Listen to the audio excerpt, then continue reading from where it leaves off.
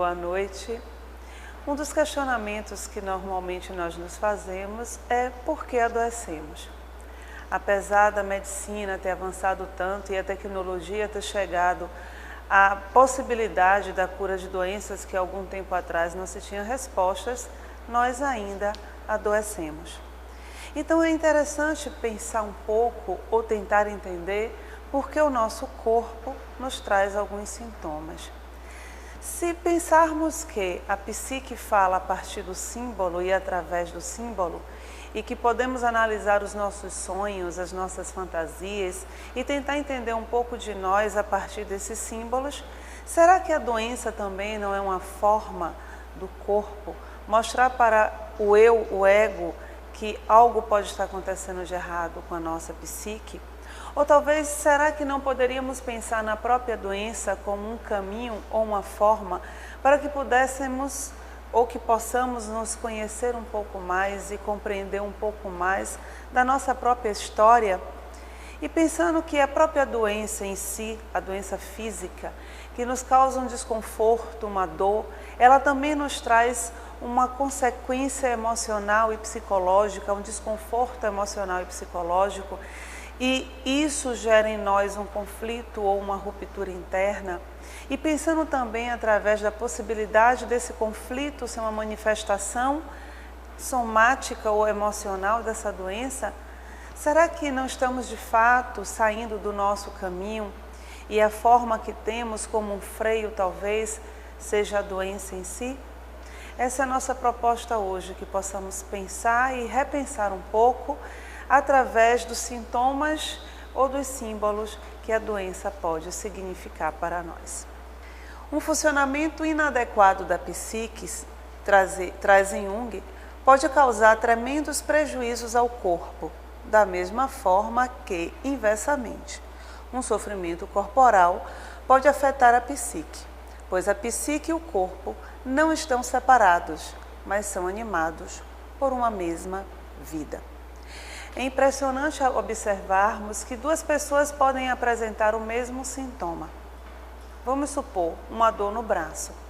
Mas uma pessoa lida com essa dor no braço de uma forma e aquela outra pessoa, ela não reclama, não fica chateada por estar com aquela dor. Então, é importante percebermos que um desconforto emocional, algo que eu reprima internamente em mim, pode se manifestar a partir de uma dor. Talvez uma sensação ou uma vontade de ter uma determinada ação violenta, sendo reprimida, me cause uma dor no braço.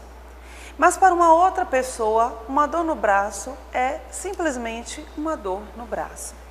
Então, quando começamos a pensar no processo da doença e do adoecer e por que adoecemos, vamos observando que simplesmente resolver ou tentar tratar o sintoma não resolve na profundidade a causa da doença. Porque se investigamos com mais intensidade, perceberemos que a causa se encontra muito mais internamente e intimamente no portador da doença, no paciente. Isso explica muitas vezes a diferença de que cada pessoa lida com a doença. A dor de cabeça para uma pessoa pode significar muito mais do que um câncer para uma outra pessoa, no sentido de como essa pessoa se adapta às suas situações de vida, a partir do momento de como essa pessoa faz a leitura das suas próprias emoções e da sua própria forma de perceber o mundo. Então, uma das questões que começamos a observar no processo da manifestação da doença e do seu sintoma é que existe ali uma dificuldade ou uma facilidade maior daquela pessoa de adaptação ao próprio meio que ela vive.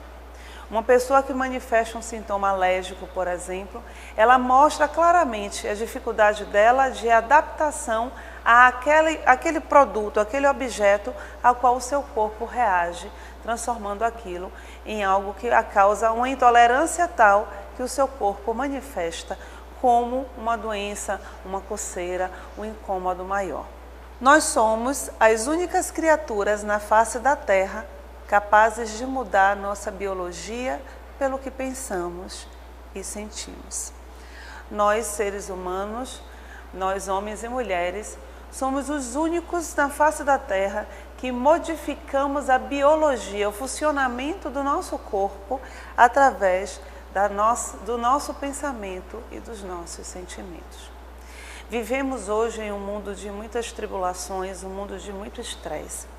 E quando nós vamos percebendo no nosso dia a dia, e todos nós, né, homens, mulheres, jovens, todos nós vivemos esse nível de estresse muito elevado. Nós podemos perceber isso mesmo em uma criança ainda muito pequena, que tem atividade praticamente todos os dias, durante toda a semana. Então esse nível e esse excesso de estresse, essa correria dos dias atuais, termina trazendo para o homem moderno uma quantidade de sintomas que até bem pouco tempo, há 20 anos atrás, podemos dizer assim, não existiam ou não se apresentavam nessa intensidade como se apresentam hoje. Então o que nós vamos percebendo é que os homens e as mulheres do mundo moderno hoje somatizam muito mais do que se somatizava talvez há algum tempo atrás. Mas precisamos estar muito atentos não só à correria e o estresse do dia a dia, mas exatamente à qualidade do que penso. Toda vez que eu penso ou que eu produzo um pensamento, aquele pensamento tem uma carga tal energética que ele tem a condição e a capacidade de modificar o funcionamento biológico e fisiológico do meu corpo.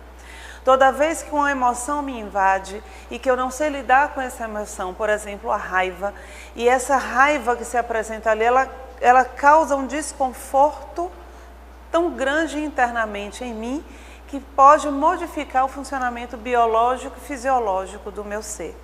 E isso, claro, inicialmente é uma forma adaptativa daquele estresse momentâneo, o corpo reage e se adapta. Mas quando eu vou vivendo isso com intensidade, quando eu vou vivendo isso todos os dias, e eu não libero essa emoção, eu não lido bem com essa emoção, isso começa então a construir em mim uma forma real. E aí o que a gente chama da somatização.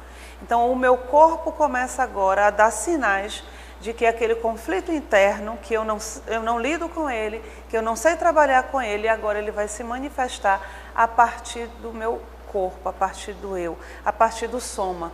Por isso hoje falamos das doenças psicossomáticas, né? Se pensarmos de uma forma mais intensa, diremos que todas as doenças são psicossomáticas. Mas a psicossomática poderia ser traduzido na forma do...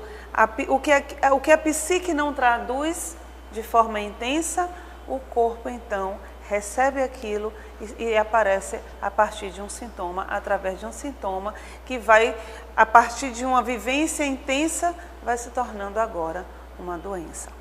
As relações da pessoa com o mundo e com ela mesma tem sido a maneira mais didática de refletir sobre os efeitos emocionais da vida sobre a pessoa. Algumas pessoas adoecem devido à maneira desarmônica de se relacionar com o mundo. A grande maioria dos estudiosos da psicossomática afirmam que a dificuldade de adaptação do ser ao mundo real, à sua vida real, tem sido o grande causador hoje das doenças. Então é possível perceber, como o Geraldo Balloni afirma, que algumas pessoas adoecem devido à maneira desarmônica de se relacionar com o mundo.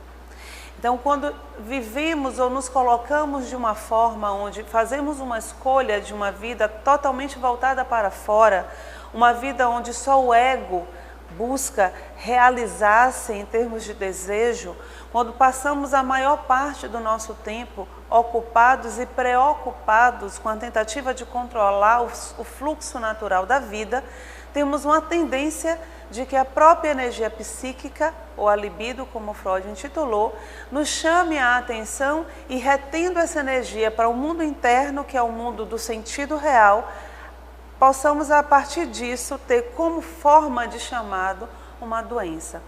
Tentando explicar de uma forma mais clara. Vamos imaginar que uma pessoa adulta, jovem adulta, passe toda a sua vida tentando satisfazer os desejos do ego. profissionalmente, tentando acumular riquezas, tendo toda uma vida voltada para fora, tentando alimentar a imagem que foi construída a partir da sua persona, tentando estar todo o tempo atendendo uma demanda coletiva do que tem que ser, de como tem que ser, da forma como deve ser ditada pelo coletivo. E essa pessoa que busca ser atendida dessa forma tão superficial, quando chega em casa, sente um vazio, sente uma sensação de solidão ou de tristeza. Mas como isso incomoda e não é o comum para essa pessoa entrar em contato com este vazio, ela então busca algum outro recurso, uma TV, um som, uma bebida, um cigarro. E essa pessoa vai sempre substituindo aquela sensação que ainda é muito pequena internamente por algo que é então externo, superficial, ou que vai anestesiá-la a partir de uma droga lícita ou ilícita. Mas com o passar do tempo, com esse excesso dessa busca externa, com essa tentativa que muitas vezes é muito do ego de controlar a vida e manter a vida sob o seu comando para que ela tenha uma sensação de segurança, essa pessoa começa então a ter falta de ar. Ela está muito bem conversando, falando, mas tem uma sensação de que falta o ar. Então ela chega em casa e vai buscar o médico, e o médico faz todos os exames e vai dizer a ela: você não tem nada, o pulmão está bom, você não tem uma gripe, não tem nada. Mas aquela sensação agora vai aumentando, e com mais algum tempo a pessoa é capaz de dizer assim: eu tenho uma sensação de que tem uma pata de elefante no meu peito, me tira o ar. É como se a caixa torácica estivesse sendo comprimida. E passando então, e continuando nessa demanda dessa vida externa, sem se voltar para de fato o que aquele símbolo pode estar te dizendo. O que será que me oprime tanto o peito? O que será que me tira o ar? Que me tira o fôlego? Essa pessoa vai passando então o tempo e não se dá conta que o medo de viver a própria vida livremente, a tentativa de manter as coisas sob o seu controle, o medo de se relacionar profundamente com as pessoas, faz com que o seu corpo sinalize para ela a importância de voltar para o seu caminho verdadeiro. E aí nós podemos imaginar um sintoma que hoje é tão comum, a própria depressão. E ao perceber-se deprimida, então, a pessoa busca a ajuda necessária para que aquele sintoma desapareça. E é muito provável que, buscando a sua ajuda, ela seja medicada devidamente, adequadamente, como tem que ser. Mas essa pessoa continua percebendo que, anestesiada agora pela medicação, aquele vazio permanece. Então precisamos entender que é exatamente a minha necessidade de entrar em contato com algo maior e verdadeiro em mim que pode trazer um sintoma. Então a medicação é extremamente importante, extremamente funcional, mas ela vai aplacar só o sintoma. Ela não vai na causa profunda que na maioria das vezes reside no próprio portador da doença. É a minha dificuldade de entrar em contato com a realidade da minha vida, a minha dificuldade de entrar em contato com o mundo que eu vivo, a minha negação da realidade que sou, a minha negação da própria sombra que habita em mim, que faz com que a minha psique, por uma necessidade de plenitude, faça com que um sintoma saia para que eu possa agora olhar para mim verdadeiramente. Não é de estranhar, afirma Joana de Ângeles, pois, que a intoxicação emocional transforme-se em enfermidades aparentes ou reais, em face das infecções que se instalam no organismo em decorrência da perda imunológica sob o bombardeio contínuo da mente enfermiça. Não é de estranhar-se, pois, que a intoxicação transforme-se em enfermidades aparentes ou reais. Eu lembro de uma pessoa muito próxima que ela começou a ter uma série de eventos que aparentemente coincidiam, mas que tinham um significado extremamente profundo na vida daquela pessoa. Ela quebrou a perna 8 vezes, a mesma perna. Em um intervalo muito curto, em menos de um ano, ela teve o acidente na mesma perna 8 vezes.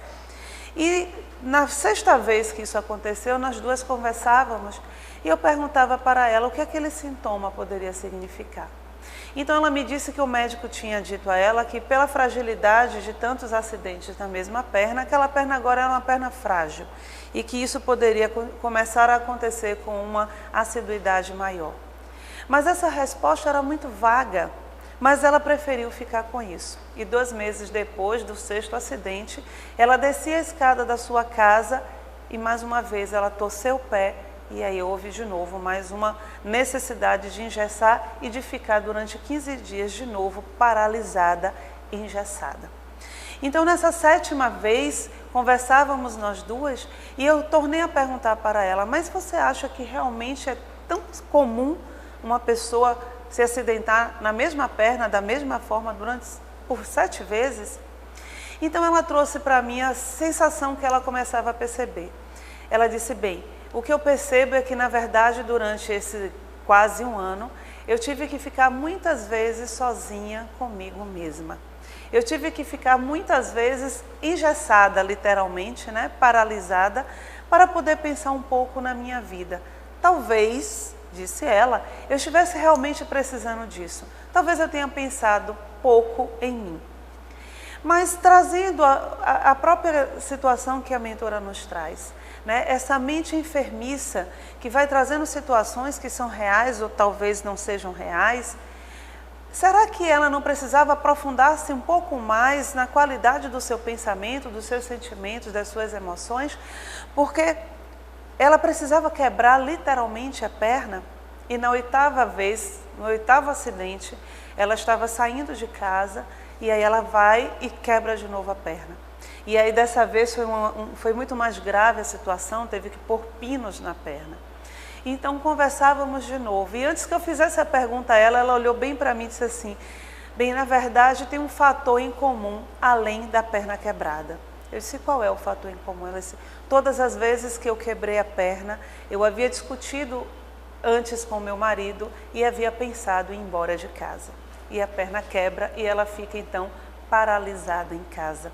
Então, esse processo dessa situação mal resolvida dentro de uma relação conjugal e além da relação conjugal, todo esse processo mal resolvido dentro dessa pessoa, todos os seus conteúdos emocionais e sentimentais que ela desconhecia ou que ela tentava de alguma forma projetar no seu esposo, causando nele, ou diretamente ou não, a culpa da sua imobilidade se realizou a partir de uma imobilidade real, quando a perna dela fica engessada, né? Então a perna engessada, segundo essa minha amiga, representava exatamente o que ela fazia com ela todos os dias.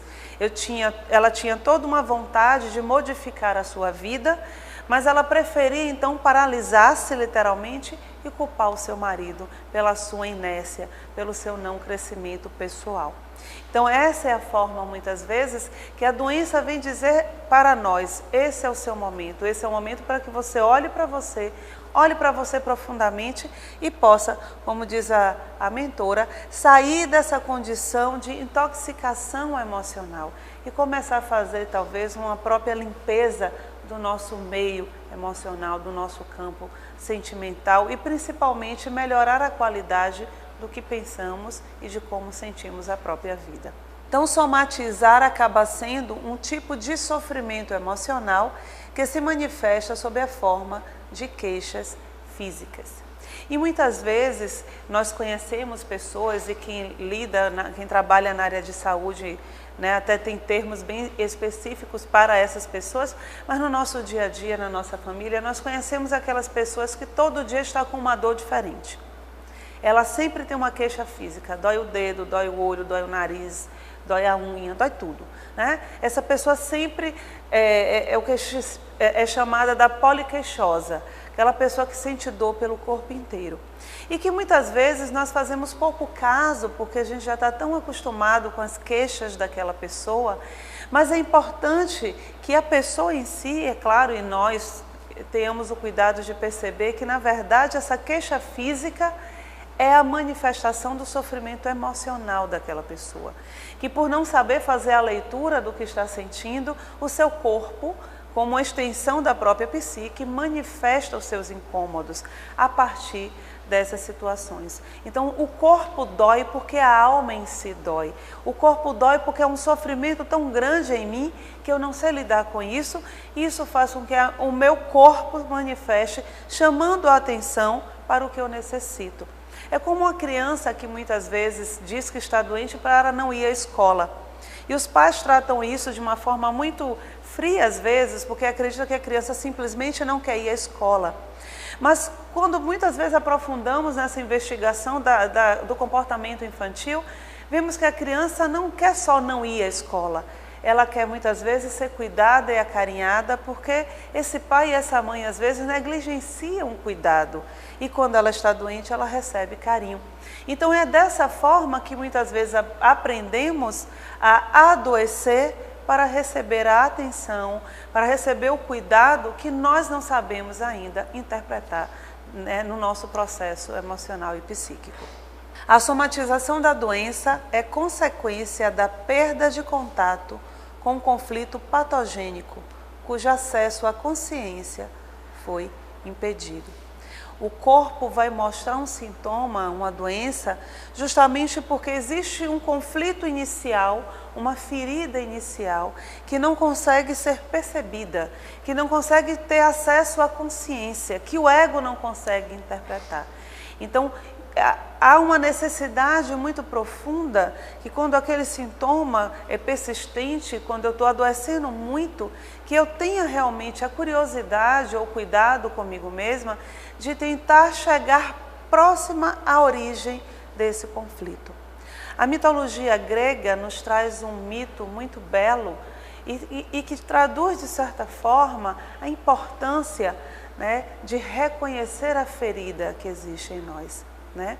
O mito de Quiron, o mito do curador ferido, aquele centauro metade homem, metade cavalo, aquele que inicialmente, bem no começo da sua vida, rejeitado pelos seus pais, porque ele era uma aberração e a mãe não tinha condições, né, não aceitava o fato de ter colocado no mundo um filho tão mal formado.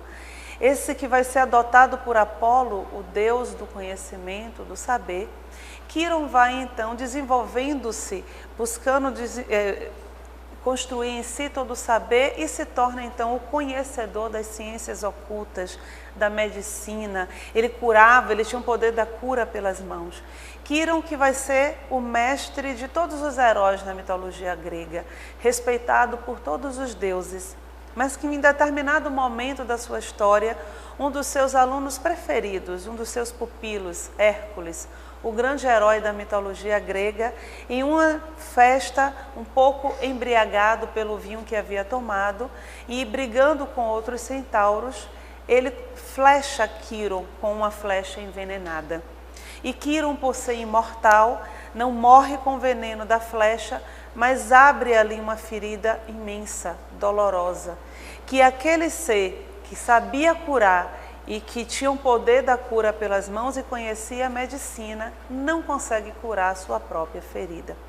E a partir da própria análise da mitologia grega, vemos a importância do processo da dor, do conhecimento da sua dor, da dor original.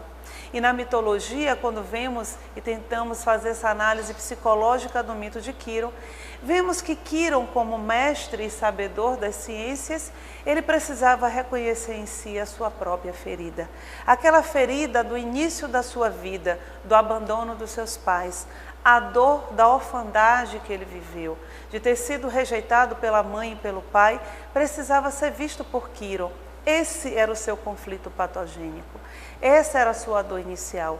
E Quiron, a partir do olhar dessa dor que ele sentia, dessa ferida que não parava de sangrar, ele vai ficar agora dentro de uma gruta, de uma caverna, fazendo o seu trabalho. Ele continua treinando, continua ensinando o seu saber a todos os que buscam conhecer mais, a todos os heróis, mas agora ele é diferente. Ele agora não cura sem saber o que é de fato a dor. Ele agora cura com uma intensidade muito maior, porque agora ele conhece a sua ferida. Agora ele conhece a sua dor. Então precisamos, a partir do sintoma precisamos chegar no ponto inicial do nosso conflito. Precisamos ter a coragem de crescer com a dor, independente, claro, é normal e muito natural que a partir de uma doença busquemos a cura da doença. Mas como os próprios gregos já faziam a proposta quando se falava de cura, o importante não era curar o corpo, mas curar a alma. Então é importante que mesmo que aquela doença venha a levar ao desencarne, o corpo ele vai deixar de existir, mas a alma sai muito mais purificada e muito maior daquela experiência. E esse realmente deve ser o significado de buscar a resposta a partir da doença, a partir da própria dor. Então o homem adoece porque oculta de si mesmo a história cujo significado lhe é insuportável. Eu conversava com uma mulher, eu converso com muitas mulheres, vocês podem perceber isso, e ela tinha uma dermatose, e essa dermatose já durava mais de 4 anos. Mas depois de tanto tempo em que aquela pele ficava tão machucada e tão atritada por conta da coceira que causava, a pele estava extremamente frágil. E agora era na mão esquerda, que ela tinha dermatose, essa pele agora estava tão frágil que a mão parecia uma mão de um bebê. Qualquer coisa podia realmente machucar e aquela pele sangrava muito. E essa mulher que já havia buscado todos os recursos da medicina, já tinha partido para todos os recursos da medicina também alternativa, ela agora estava exausta, porque ela acreditava realmente que ela estava passando por um processo kármico, um castigo de Deus. E diante de todo um processo, ela vai participar então de um grupo terapêutico. E nessa conversa entre mulheres no grupo terapêutico, em que ela se sentia muito mais à vontade, como ela mesma dizia, e ela dizia que ali era um momento onde ela podia ser ela mesma, ali era o único lugar, durante o dia dela, que a mão não coçava, que a mão não doía e que a mão não sangrava. E quando ela relatou isso para nós no grupo, nós começamos então a observar a importância daquele momento para ela, porque ali ela se permitia ser livre, ser independente, ficava totalmente à vontade. Mas certa feita no grupo, houve uma mudança no tema que estava sendo proposto. E a instrutora do grupo nesse dia então trouxe um tema novo. E nessa temática nova, ela falava da repressão. E na conversa da repressão, da relação com os pais, da relação com os companheiros, com os maridos, já que era um grupo só de mulheres, essa minha colega e companheira de grupo começa então a coçar sua mão. E ela coçava a mão, coçava, e ela não se dava conta do quanto ela coçava a mão. E a instrutora, muito atenta àquela situação, parou o assunto e trouxe uma outra situação, um outro tema, e ela parou de coçar a mão. Então a instrutora, com seu olhar extremamente aguçado, volta para o assunto e ela volta então a coçar a mão. E o que é mais impressionante, que essa mulher que não conseguia perceber de fato, porque ela escondia dela uma história extremamente delicada, vai chegar à conclusão de que a sua mão esquerda, a mão que carregava a aliança do seu casamento, era o único lugar no seu corpo que manifestava a intolerância, a dor que ela sentia de um processo todo de castração que ela viveu durante toda a sua história e que se repetia agora na sua vida conjugal. Então, o fato de ter escondido de si a sua dor, de ter escondido de si uma dor que estava muito atrás e muito além do próprio casamento, vai fazer com que em um determinado momento o símbolo maior do seu casamento, no sentido físico, que era a aliança, começasse a causar nela uma alergia tão grande que estava corroendo a mão. Então é importante, e nós vemos o que Aldo Carotenuto nos propõe, que o homem perceba a história cujo significado para ele é insuportável.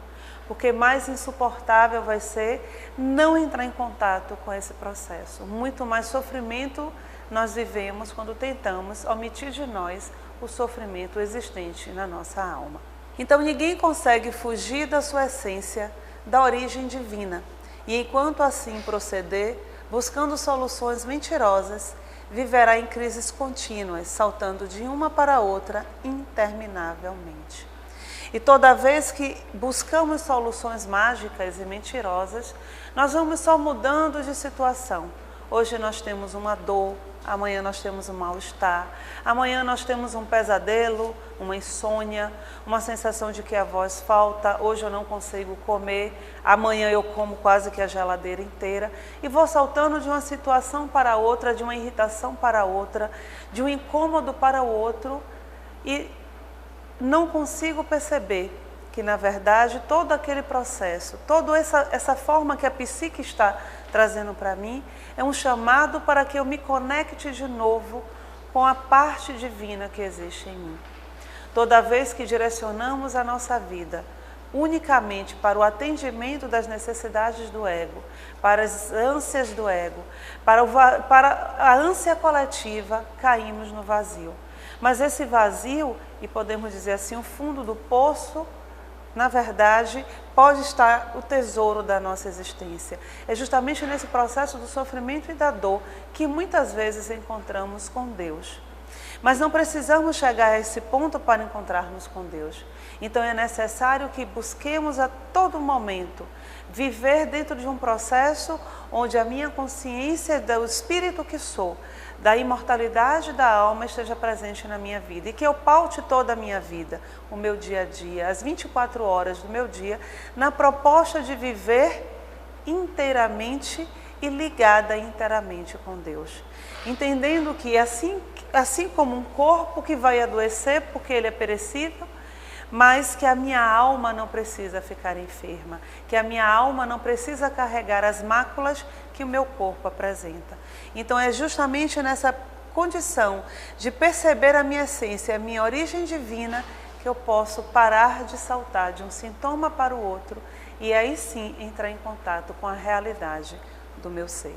Então, aprofundar-se a sonda investigadora das causas das aflições humanas no cerne do ser constitui dever de todos, de modo a encontrar-se as causas profundas e predominantes, geratrizes da conjuntura perturbadora, erradicando-as e substituindo-as por outras de caráter dignificante.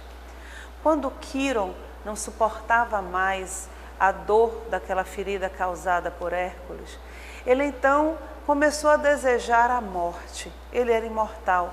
Isso era para ele impossível. Então Hércules, muito comovido e preocupado com o amigo, buscou Zeus, o deus dos deuses. Zeus que é traduzido como nosso próprio self. E esse impulso heróico que existe em nós, agora acessa o self. E o comando dado por Zeus é que, se Quiron aceitar trocar de lugar com Prometeu, que estava preso no Cáucaso, numa rocha, e que todo dia um abutre ia, comia o seu fígado e durante a noite o seu fígado era recomposto. Se Quiron aceitar trocar de lugar com Prometeu, ele então vai ter a morte. E ele daria a sua imortalidade e a chance de Prometeu continuar na vida. E quando Hércules leva essa proposta até Quiron, Quiron a aceita. E Quiron, tão adorado por todos os heróis, é levado então ao Cáucaso por Hércules e lá há uma troca. Prometeu sai do Cáucaso e Quiron agora ganha a liberdade através da morte. E Zeus, agradecido e comovido ao mesmo tempo, dá a Quiron a constelação de Sagitários. Quiron agora brilha nos céus do Olimpo. E traduzindo e observando a própria proposta mitológica, o que nós vemos é que naquele momento em que Quiron reconhece a sua ferida, que Quiron reconhece que tem uma dor profunda no seu ser, é essa dor que proporciona a ele agora a possibilidade da transformação. Quiron era imortal. Mas se percebermos e fizermos a leitura da imortalidade também como um estado de permanência, de não mudança, de não renovação, vemos que a imortalidade não era interessante para aquele que agora reconhecia a sua dor. Então, a partir dessa ferida, Quiron aceita, Quiron a serviço do self, agora aceita passar pelo processo da transformação. Então ele precisa morrer. E é exatamente o que significa o símbolo para nós. Todo sintoma é uma proposta de morte. Todo sintoma é uma morte iminente. Mas se pensarmos no sentido não da morte real, mas da possibilidade da transformação. Então, todo sintoma físico é uma possibilidade de uma leitura nova do ser que sou, da possibilidade de me transformar em uma pessoa diferente, na possibilidade de, conversando com aquela dor, conversando com a doença, eu possa perceber que eu posso, assim como Quirón, trazer de volta o meu impulso heróico, buscar de volta a força para a vida e então eu conseguir chegar às alturas e ganhar uma constelação e brilhar verdadeiramente, não mais ocupada e a serviço do ego, mas agora totalmente a serviço do self, agora totalmente a serviço do crescimento e do desenvolvimento pessoal que deve ser a nossa busca. Então, muita paz e até o nosso próximo encontro.